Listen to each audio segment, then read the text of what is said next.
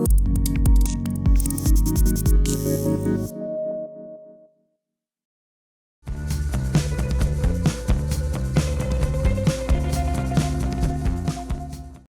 hi Andrew, we're here at Qubit and you've got 3 new modules, right?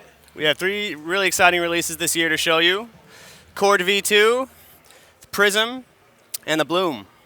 So we'll go ahead and dive right in with the Prism here. Prism is a multi-dimensional signal processor with stereo inputs and outputs. The best way to think of it is as a prism-shaped audio buffer, where each side of this prism has a different type of DSP map to it. So depending upon where you send your signal inside of this shape, it's going to be processed accordingly. So at its core, we have an audio buffer. We can lock this buffer in place with the freeze control. So now it's just looping the current contents of our buffer. The time knob sets the length of your buffer. So if we bring this up, it's going to shorten our buffer a little bit. And what's really exciting is the time control stays active even after you've turned on freeze, so we can continue to mangle the buffer after it's already been allocated, which makes for a lot of unique glitchy effects. On the x-axis of our prism, we have a comb filter amount. So as I bring this up, start to hear comb filter timbres. All the way at the bottom is going to sound like a delay because the delay time of our comb filter is going to be pretty long. As we increase the time knob, it's going to shorten it up.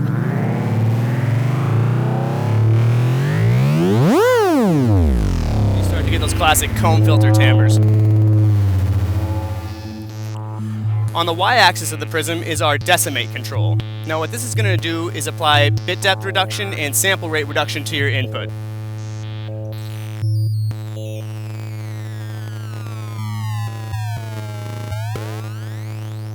So between these 3 controls, you can get a lot of unique textures and effects.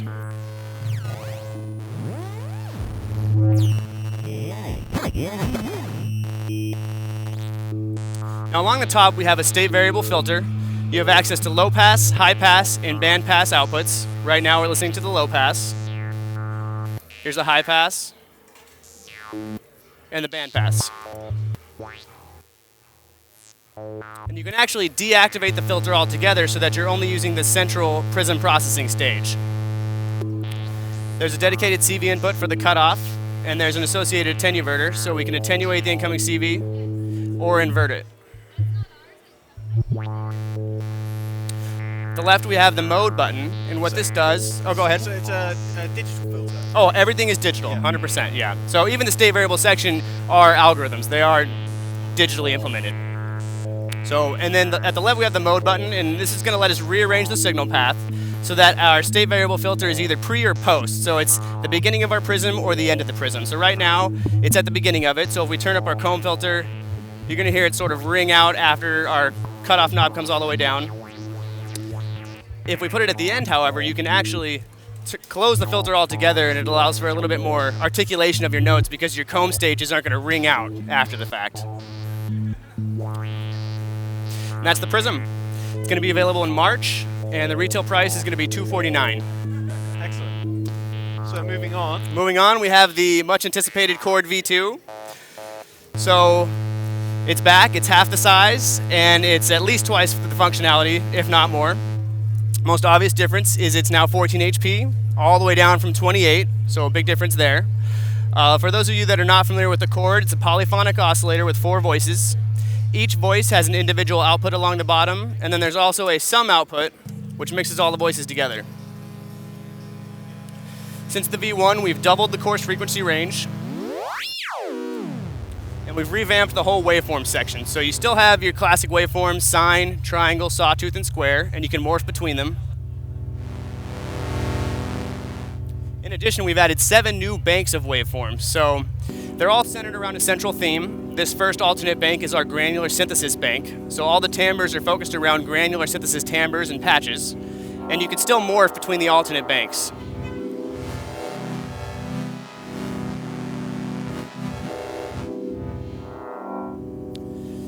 What's more, you can also add your own custom wavetables now. So there's a micro SD card socket on the back of the module, which allows you to load in your own custom wavetables, and so you're not restricted to just the ones that ship with the unit. So how many custom waveforms can you The same amount that you have on board. So you can have up to 8 custom banks as well as the 8 that ship with the module. So on the V2, we've added 3 distinct modes. We have the one we've been using so far, which is our chord mode, where all 4 voices are tuned together. Our first new mode is called melody mode, and what it does is it decouples the 7th chord tone from the root triad so that you can sequence it independently. So if we take a sequence and you plug it into your lead jack, you'll notice the 7th chord tone is moving independently of the rest of the chord, and it allows you to create melodies all within a single module.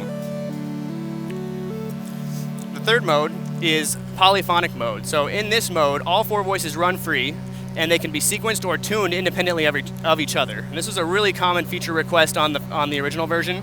So in this mode, our root controls the root output, fine tune controls the 3rd, voicing the 5th, quality controls the 7th. And then you can sequence these as well and get completely 4 independently moving voices. Then you go back to chord mode, and we're right back where we were. Here we have our quality control. So this just sets our chord type, major, minor, etc.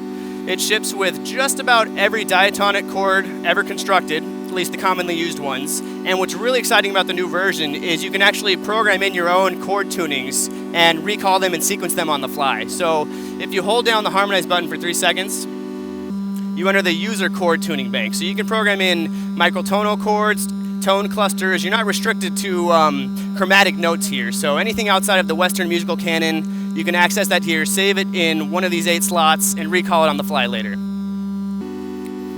Beneath that, we have our voicing control. What this does is it just sets the placement of the notes within the octaves, so it provides access to things like inversions and specific voicings like drop 2, drop 3, etc.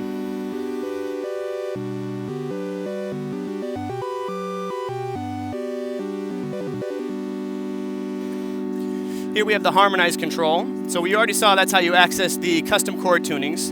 It also allows us to enable the harmonize function, which chooses the correct chord quality based on your incoming volt per octave CV. So if we just send a sequence to our volt per octave, we have constant structure movement. Our chord qualities are not changing. Once you enable harmonize, it's going to correctly choose the right chord quality so that you're always in tune. It creates a much more consonant sound.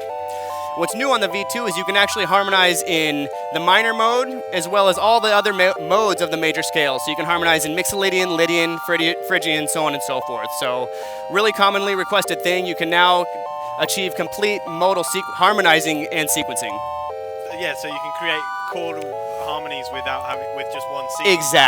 Exactly. So that's the new chord. It's going to be available in May, and the retail price will be $299. Excellent. And finally, we've got Bloom. The Bloom. So the Bloom is a fractal sequencer. What's really exciting about it is the ability to create an infinite number of variations on a bass sequence so that it never plays through the same thing quite the same way twice. So let's start with the fractal section here. I'll plug in our CV back to the chord. Just get a standard single voice here.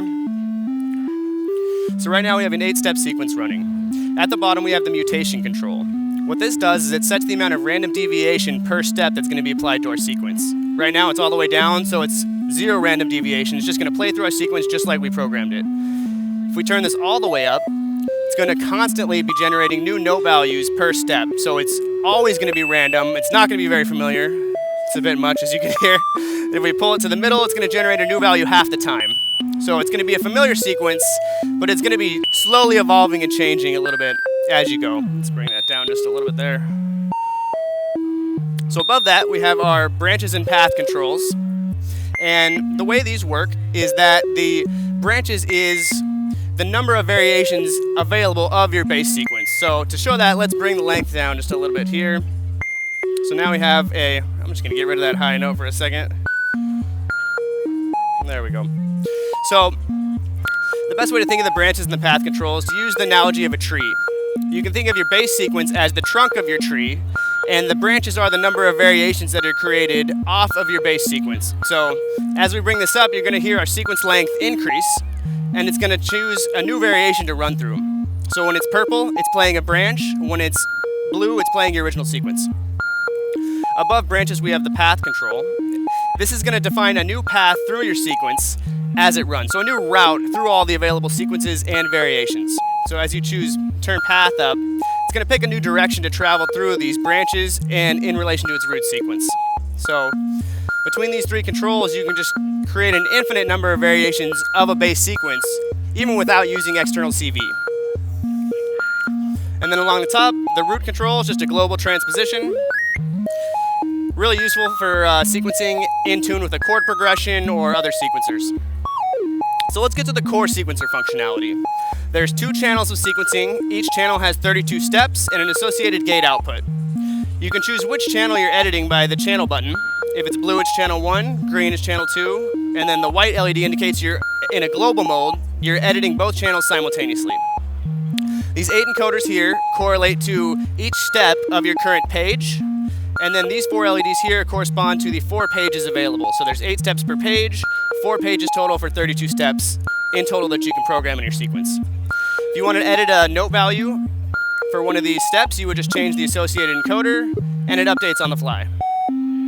In addition, if you want to turn off that step's gate output, you would just press the encoder and you can turn off the gate output for that programmable gate output on that channel.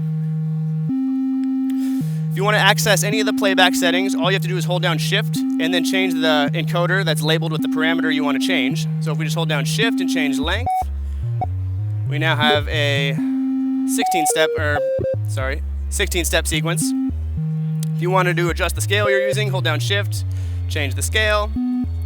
And what's really neat is you can save up to 32 patterns per channel and then recall them on the fly, save new ones, edit them, tweak them, and these all retain in-between power cycles. So really flexible. Even in and of itself as a sequencer, it's extremely versatile and powerful, but once you apply the fractal functionality to it, it becomes something else altogether. Can you sequence between kind of preset patterns that you've saved, or like with CV? Or? So there's no CV available for that aspect of it. You can just jump back and forth between patterns manually, but with all the variations that you can CV through, that's what makes it a little flexible. But maybe we can add that as an edit function before we release. We'll see. It's similar sort of price range, or what? Yeah, so $329. It's going to be available in September. Excellent. Yeah, it's 16 HP. The Prism is 12. I don't know if I mentioned that, and the Chord is 14. Excellent. Well, Andrew, thank you very much. Have a great show. Thank you. Likewise.